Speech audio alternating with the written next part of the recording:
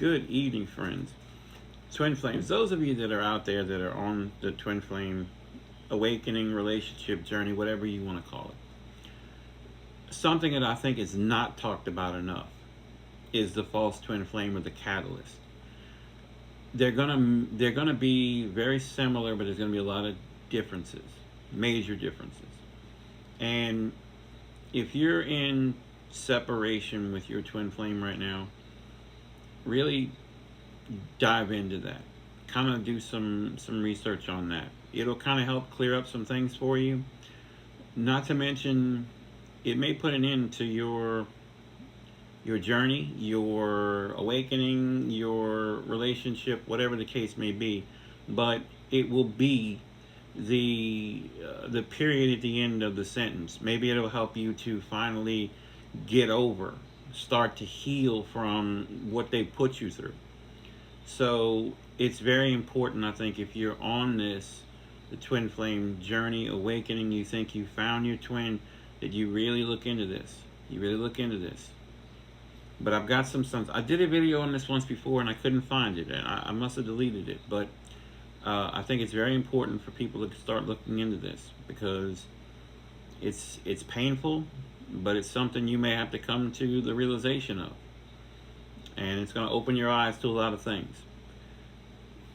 You're constantly asking yourself, are they your twin flame or not? It's not. It's going to be different than like when you're in the separation phase and you're asking yourself, you're down. This is going to be a thing from the very moment that you get involved with this person. Um, they're going to make you feel like they're your twin flame, but then you're going to be left like, oh man, I just don't know. It's just too good to be true. There's going to always be some kind of uneasiness. If there's an uneasiness in there, you just know. You may just be trying to dismiss it. Maybe you're just, whatever the case may be, but really pay attention to that. You're constantly checking with psychics and energy healers for validation. It's different than when you're in separation, when you're trying to get a feel for maybe where your divine masculine's at, and just it's different. But when you're from the very moment you get involved, you're constantly looking, or you're a psychic medium, or you're just a psychic, you just get your own, you do your own readings, you're constantly doing your own readings. That's you just know you shouldn't have to do that. You shouldn't have to do that. There would be no need to do that because you would know with everything in you that that's your twin flame. They're emotionally unavailable. They're not going to be there for you emotionally. They're going to expect you to be there for them, but when the tables are turned, they're not there for you. You're left feeling insecure around them. They don't want to. They don't fit or shape in, share. They don't fit or share in your future plans. They don't even want to discuss or entertain anything to do with a future with you because they don't see a future with you. They don't see marriage. They don't see living with you. They don't see a place that you all could, if you retire to, those kind of things. They don't see that. They don't see it because they don't see a future with you. They leave you to face your challenges alone. They leave to protect. They leave you to protect and guide yourself. They always want to run when things get tough. Totally different than when you're in separation and the divine masculine runs because of the intensity of the connection or whatever the case may be for him. It's totally different. They're wanting to run from the moment they meet you. And you may question even if you were the one that ran. When you may have ran, you may have done things that are running. But if you really do the work and you really start to delve into the dynamics and everything that's happened in the relationship, you start to see that maybe if you were the runner, you weren't the only one running. They were running as well, maybe even more than you were. So that's something that's going to happen.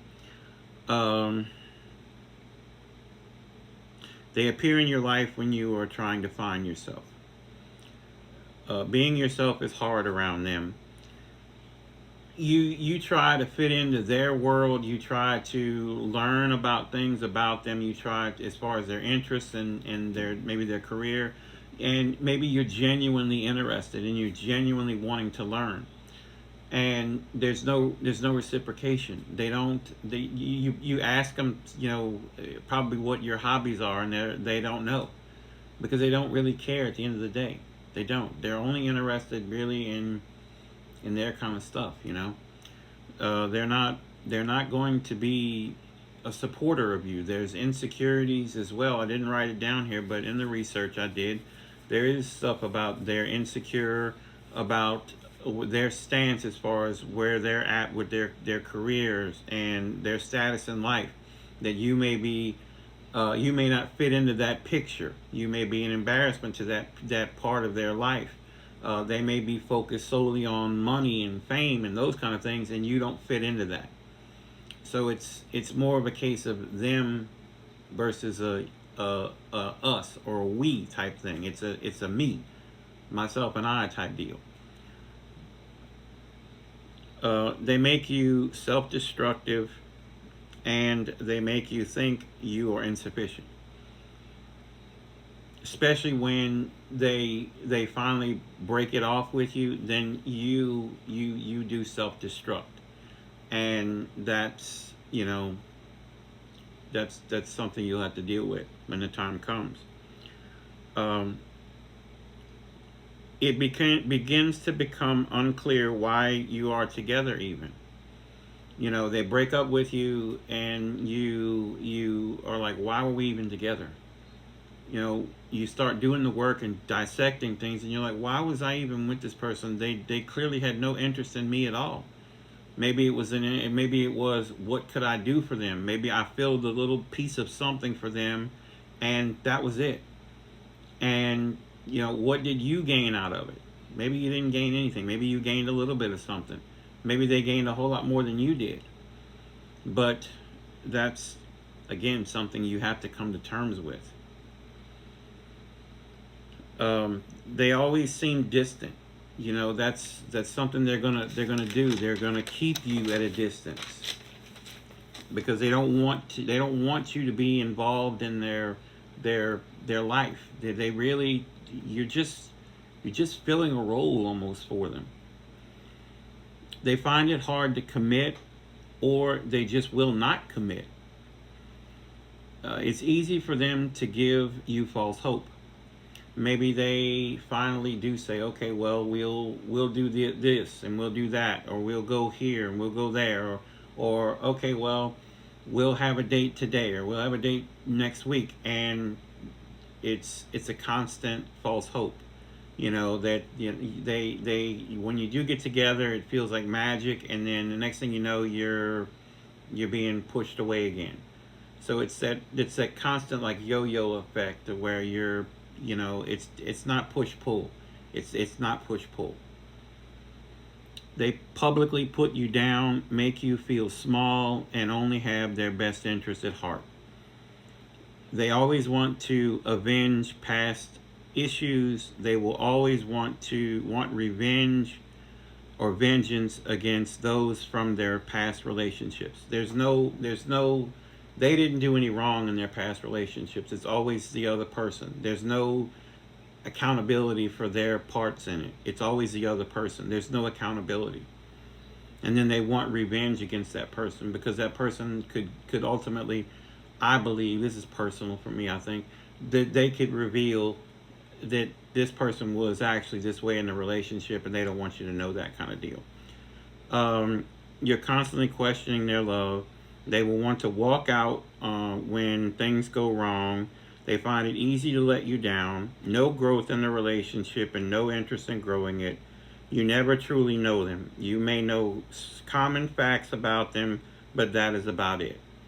They force you to awaken by yourself, but they ultimately clear the path to your true twin flame. So that's the good news about it, if there is any good news about it, because you wasted a lot of time with these people. And it's supposed to happen. So I hope this helps you all out.